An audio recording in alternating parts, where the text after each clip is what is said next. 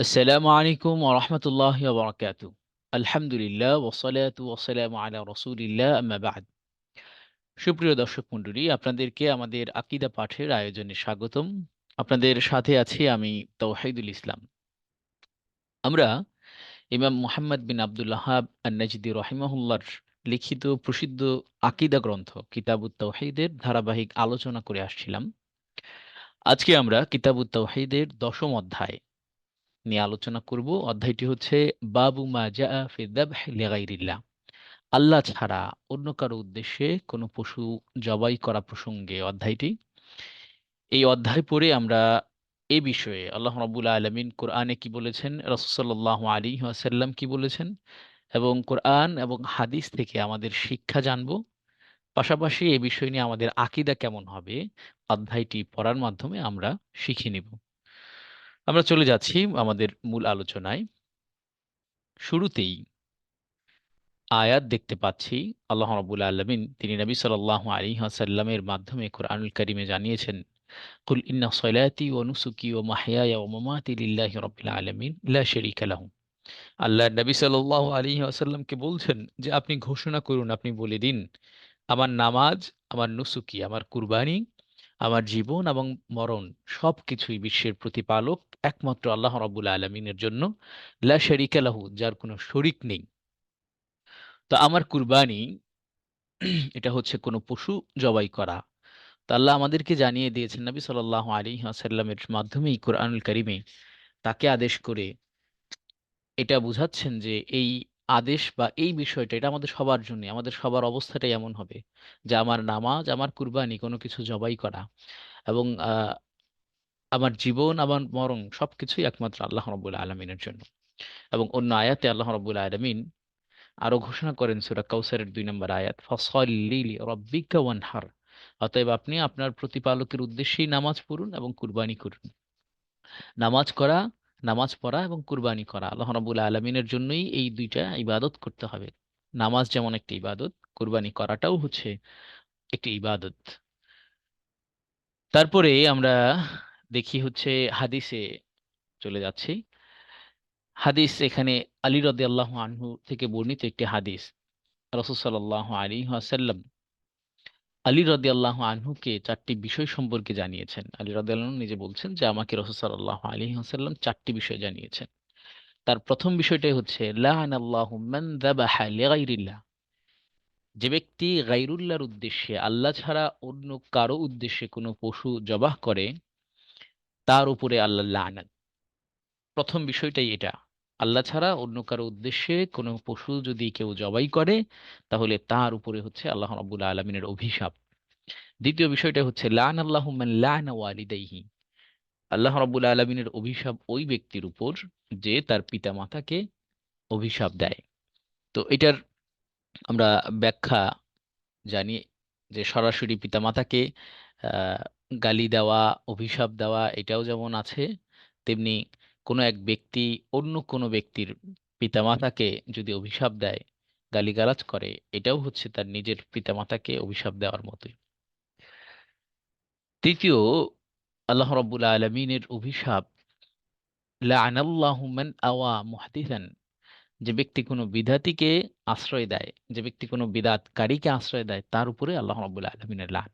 চতুর্থ বিষয়টা হচ্ছে লা'নাল্লাহু মান গায়্যারা মানারাল আরদ। যে ব্যক্তি জমির সীমানা, জমির আইল পরিবর্তন করে তার উপরেও আল্লাহ রাব্বুল আলামিনের লানত।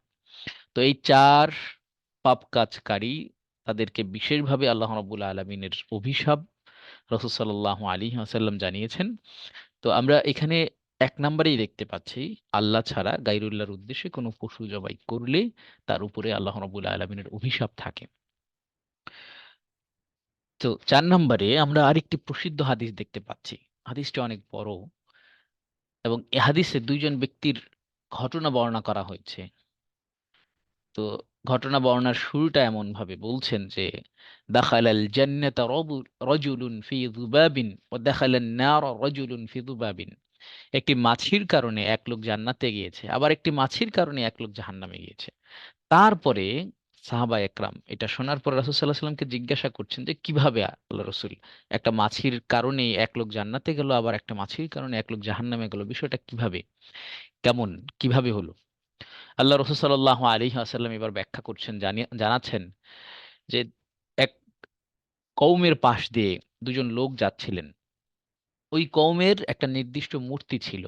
তাদের এই রাস্তা দিয়ে কেউ অতিক্রম করতে গেলে ওই মূর্তির উদ্দেশ্যে কোনো নাজারানা, ওই মূর্তির উদ্দেশ্যে কোনো কিছু পেশ করতে হবে, তারপরে তারা তাকে ওই রাস্তা দিয়ে যাওয়ার পারমিশন, অনুমতি দিবে।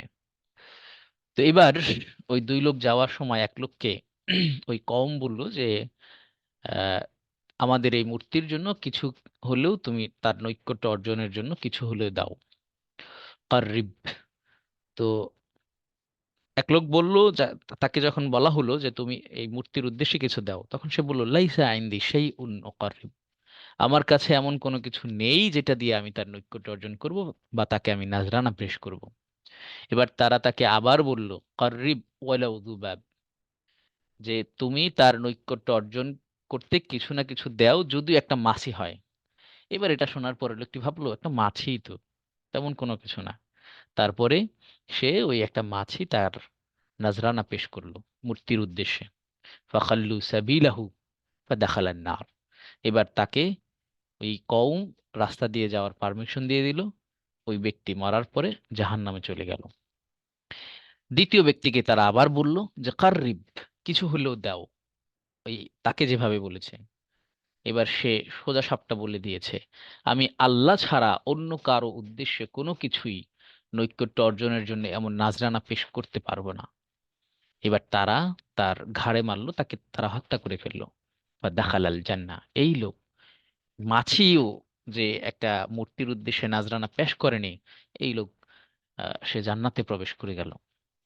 তো এই হাদিস থেকে আমাদের যেটা শিক্ষা, যেটা আমরা বুঝতে পারছি, যে আল্লাহ ছাড়া কারো কারো কোনো উদ্দেশ্যে, এটা যেখানে মাছি দেওয়া যায় না সেখানে একটা পশু জবাই করা, এটা তো আরো আরো কল্পনার বাহিরের বিষয়।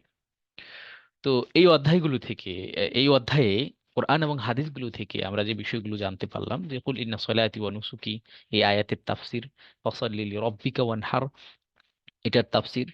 তারপরে আমরা হাদিসের শুরুতেই দেখতে পেরেছি যে প্রথম অভিশপ্ত ব্যক্তি হচ্ছে যে গায়রুল্লাহ আর উদ্দেশ্যে পশু জবাই করে।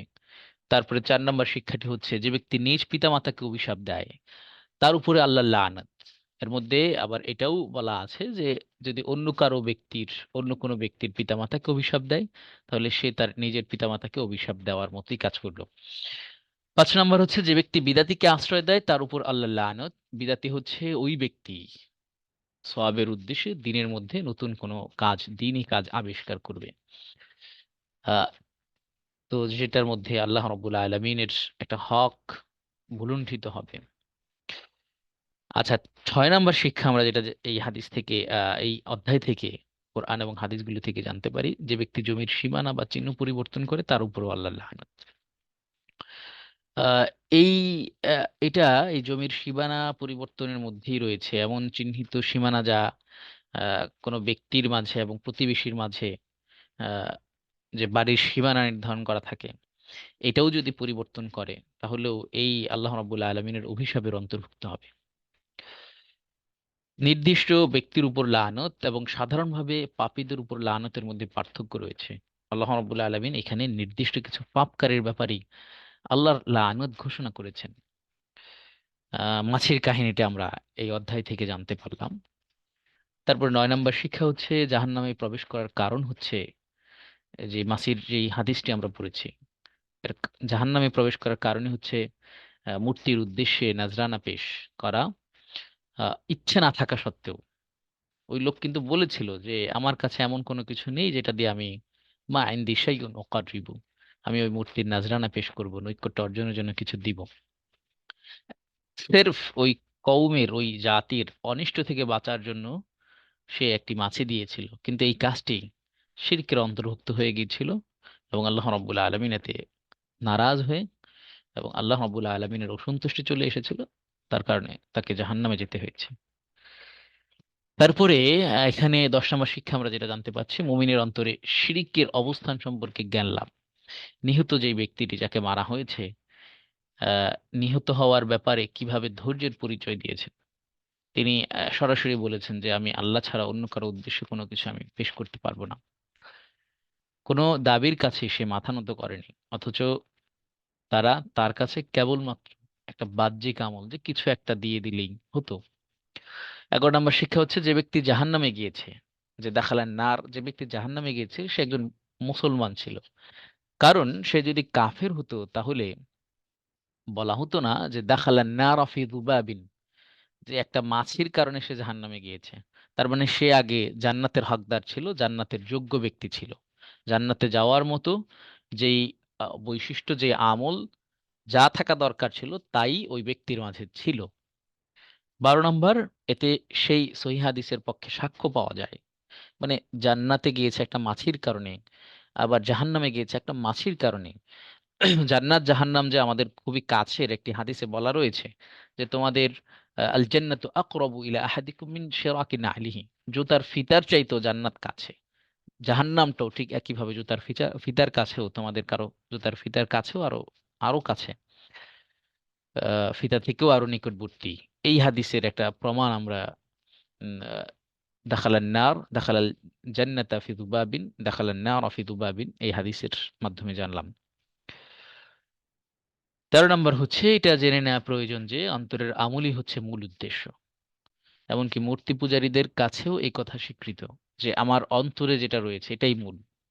আমি এখানে আমার অন্তরে যে বিশ্বাস রয়েছে সেটাই আমার আস্তে আস্তে আমার মুখ দিয়ে বহিঃপ্রকাশ ঘটবে, আমার আমলে বাস্তবায়ন হবে। এই ছিল আমাদের আজকের এই অধ্যায়ের আলোচনা। এতক্ষণ যাবৎ যারা ধৈর্য সহকারে এই আলোচনা শুনেছেন সকলকেই ধন্যবাদ।